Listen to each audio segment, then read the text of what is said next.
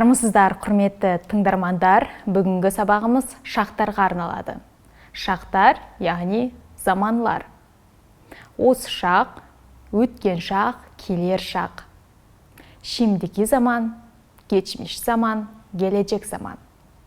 Мысалы, мен қазір сабақ беріп отырмын. Ben şimdi ders veriyorum.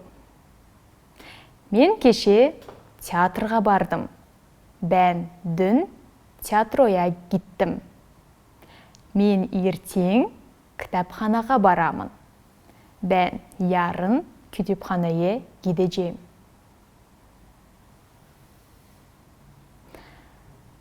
Ал енді осыған байланысты практикалық сабақтарға назар аударайық.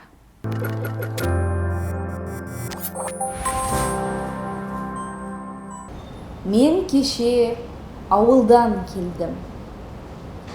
Мен кеше құрбыммен кездестім.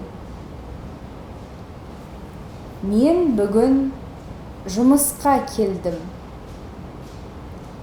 Мен бүгін видео түсіріп жатырмын.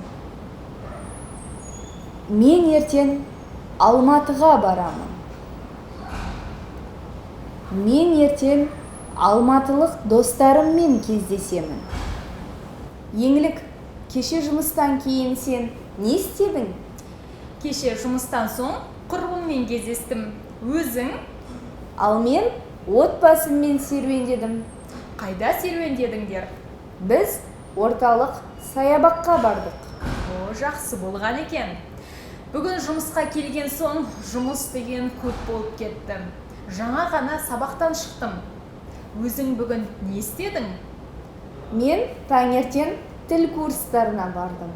Ал түстен кейін университетке барамын. О, сәттілік тілеймін. Мен бүгін жұмыстан соң үйге қонақтар келеді. Оларға ас әзірлеу керекпін.